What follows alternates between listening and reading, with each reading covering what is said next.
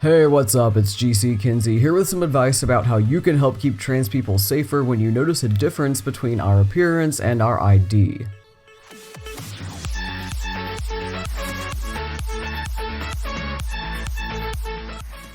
For those of us in the trans community, it's pretty common for there to be some level of misalignment between our IDs, driver's licenses, passports, etc., and our outward gender expression. It could be the name, the gender marker, the photo, any or all three that doesn't seem to match. The expectation is that we update our IDs as part of our transitions, but the reality is often quite different. And when we have to show IDs that don't look like us or reflect who we are, that can cause some issues, as you might imagine. So this video is for any of y'all who have to look at people's IDs or other legal paperwork, like security personnel such as bouncers, security guards, TSA, medical personnel such as receptionists, nurses, lab techs, pharmacists, cashiers, and other workers who check IDs for age verification, etc. To give you some tips about how to handle differences between someone's ID versus their gendered appearance in a way that helps keep trans, non-binary, and intersex people safe, especially in the current transphobic political climate. I know a lot of y'all don't usually get training around this if you get any kind of training at all, and that's not your fault. I know you have a job to do, which is making sure people are who they say they are, that they're not committing theft or identity fraud, that they're not trying to skirt past age restrictions, and that's your main focus, not worrying about whether or not someone is trans. But I also know that mishandling a situation where a trans person doesn't look like their ID could put them in significant danger. I know it firsthand as a trans person who doesn't have an accurate ID and gets very stressed anytime I have to show it. So I just want to put this advice out there to help make these kinds of situations better for everyone.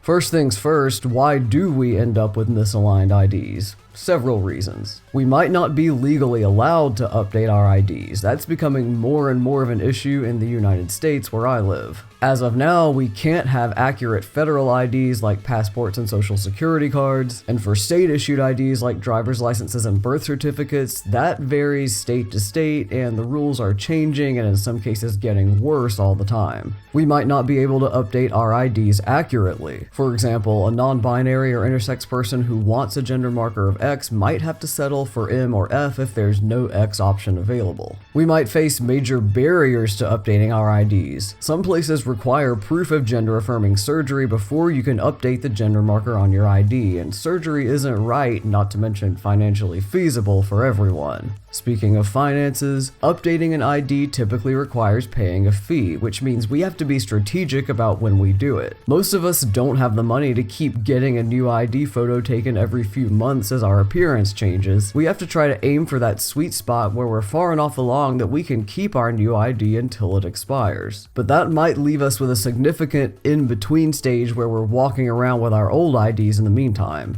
And finally, passing is in the eye of the beholder. One of the many problems I have with passing culture, which I've discussed at length in this other video. And when I say passing is in the eye of the beholder, what I mean is, let's say someone is trans and they've taken every step they can to socially and medically transition. Let's say they've also legally transitioned, aka updated their IDs accordingly. But it's still anybody's guess as to how someone might perceive them. Some people think they're a man, some people think they're a woman, some people think they're non-binary, some people just aren't sure. So sometimes when they have to show ID, the other person might not think it matches even though it is up to date and correct. In any of these kinds of situations, showing our IDs essentially means outing ourselves as trans to you. And I need you to understand how absolutely terrifying that is. Our transness is something we carefully choose when and how to share with someone, because we never know how people might react. That's just the unfortunate reality of living in a transphobic world.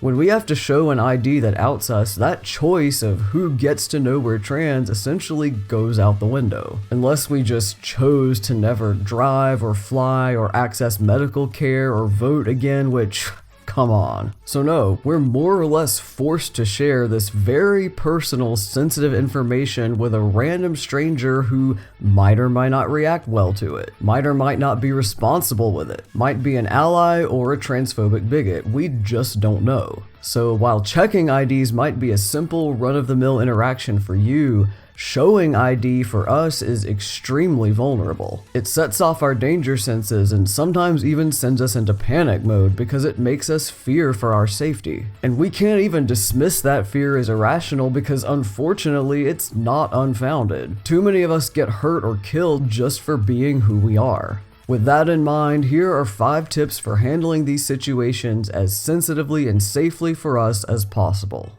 Number 1, be discreet. One of the worst things about having to show ID as a trans person is that it usually happens somewhere in public, like a busy waiting room or in front of a long line where people nearby can overhear. That introduces a huge risk that our IDs won't just out us as trans to you, it'll also potentially out us as trans to everyone else standing around depending on how you react. I get that you have to make sure our IDs are really ours and that we're not using fake ones. But if you suspect something like that, particularly because of a perceived gender mismatch, there are ways to ask about it discreetly, like pulling us aside into another room if possible to ask us about it in private. Speaking quietly enough that no one else nearby can overhear. Writing down your questions to verify identity instead of asking them out loud. Phrasing your questions in a way that wouldn't out someone as trans. For example, instead of reading their legal name out loud and asking, "Is this really you?" ask them to verify something else like their date of birth or their address. Instead of saying something like, "This looks like a man's photo, how come you look like a woman?" ask them, "Is this an older photo?" That sort of thing. And if you start asking questions and the person in front of you is clearly trying to answer them as quietly and privately as possible, for the love of God, don't just repeat everything they're saying but louder. Like, please read the room and match their tone and energy. I can't tell y'all how many times I've been at medical appointments trying to explain to the staff why the gender marker on my ID is still wrong, or why they need to call me by my initials instead of my full legal name, only for them to very loudly misgender me or repeat my legal name in front of the entire waiting room, which, thanks guys, now I have to watch my back on the way to my car after this. So yeah, keep in mind that privacy is essential for safety in these cases. Number 2, treat people according to how they express their gender, not the gender markers on their IDs.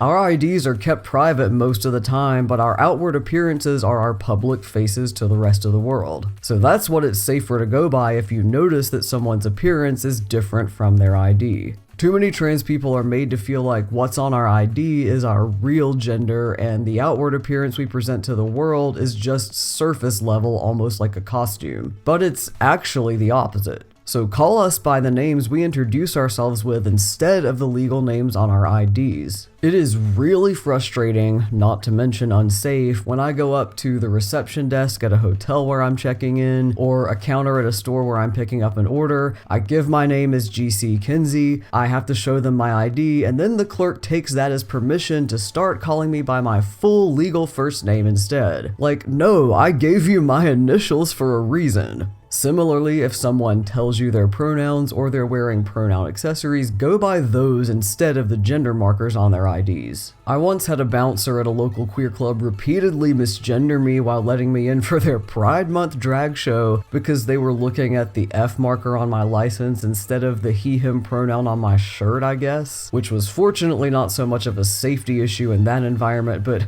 really, of all the places to misgender someone, a pride event? And along those lines, number 3, leave gender out of your interactions as much as possible. People won't always give you clear indicators of their gender to go on. Like, maybe they don't tell you their name or pronouns, they just hand you their ID and you happen to notice it doesn't seem to reflect the gender that you think they look like. What do you do in that situation? The safest and easiest approach is to keep the interaction free of gender language. You can ask whatever questions you need to verify someone's identity, discreetly of course like I mentioned before, without addressing them as Miss or Mr. or Ma'am or Sir. Phrases like "How may I help you?", "Yes", "No", "Thank you", and "Have a good day" are complete sentences on their own. They don't require gendered add-ons to be polite, and quite frankly, it's more polite to leave them off rather than risking misgendering or outing someone. I honestly think this is the best approach for dealing with any interactions with customers or strangers, whether you're checking their IDs or not, because there's no way to know anyone's gender for sure unless they tell you what it is. But the stakes are obviously higher if you do check IDs and you can see people's legal names and gender markers. So play it safe and don't insert gender where it isn't necessary. Number 4, put common sense before the rules. Some workplaces will contradict everything I just said and tell their employees to address customers as sir or ma'am, or maybe have other rules in place about handling interactions in a gendered way, which not only tend to be completely arbitrary and rooted in tradition and have no actual material benefit, but can also cause real harm to trans people. One example of this kind of rule I've run into repeatedly is we're not allowed to use preferred names, we have to go by whatever's on your ID. If you want us to call you something different, you have to get a legal name change. Which is honestly the biggest pile of BS I've ever heard, because I guarantee you they have no issue calling a cis person by their initials or some other nickname. It only becomes a thing when someone's trans. So, if you encounter an apparent gender mismatch between someone's appearance and their ID, and your employer has any stupid rules like this in place, then please put common sense first. Don't follow a rule that would out someone as trans and put them in harm's way. You might be worried that breaking or ignoring a rule would put your job at risk, and while that is a valid concern, basic respect and human dignity should obviously take precedence. And realistically, is anyone going to know whether you don't call your customers ma'am and sir even though the employee handbook says to? Is anyone going to know or care that you keep calling a customer Miss New Name after she introduced herself as a woman even though there's some rule saying you're supposed to start calling her Mr. Dead Name after seeing her ID? Like, come on. If you really are worried about the consequences of breaking the rules, then at least look for clever ways to skirt them while appearing to obey them rather than putting a trans person's life in danger by following them to the letter. But most of the time, you can get away with doing the right thing in spite of the rules. And heck, we could all use a little more civil disobedience and push back against the status quo, am I right? Number 5, update people's records to prevent repeated ID issues. If you're in a position where the person whose ID you're checking has an account or record with your organization, offer to update it the first time you notice a difference between their appearance and their ID. This can help them avoid running into the same issues whenever they have to come back to your place of business and show their ID again, especially if it's a different person checking it every time. This tip will be most useful in places like medical offices, chain hotels, gyms or clubs where someone's a member, anywhere someone might go on a regular basis. And there are a few different ways you can approach it, like adding a preferred name to someone's account so they don't keep getting called the name that's on their ID, adding the correct pronouns or gender marker to their account so they don't keep getting misgendered based on their ID, or making a note on their account that their ID reflects a pre-transition photo and other information. When it comes to these kinds of updates, you might be limited by the capabilities of your record-keeping system. For example, there might not be different form fields for preferred versus legal names and gender markers, or any infrastructure for overriding what's on someone's ID with the correct information. If that's the case, request that it be added, because the first trans person you notice with a misaligned ID certainly won't be the last. And remember that the first point I made is paramount here. When you offer to update someone's record, make sure to do it discreetly, and make sure that all of your colleagues understand which information about that customer is actually correct, and how to handle any interactions they might have with that customer discreetly as well. Alright, those are my 5 tips, and now is where I want to wrap things up and turn the conversation over to you. If you're a fellow trans person whose ID also doesn't accurately reflect who you are, then what advice would you add to the tips I gave in this video? If you're someone who has to check people's IDs, are there any considerations that you want to add to the advice I gave from your perspective? Are there any lessons you've learned about making those interactions safer for the trans community based on your experience? And for everyone, what questions do you have about all this? drop a comment below, and let's get a discussion going. You can also reach out to me on other social media. I'm GC Kinsey across all platforms. And while you're here, feel free to check out some of my other videos. I have more vlogs like this one about my experiences as a queer person. I have cosplay music videos, cosplay tutorials, a whole bunch of cool resources for singers about voice changes on testosterone, and more right here on this channel. So make sure to like and subscribe so you don't miss anything new.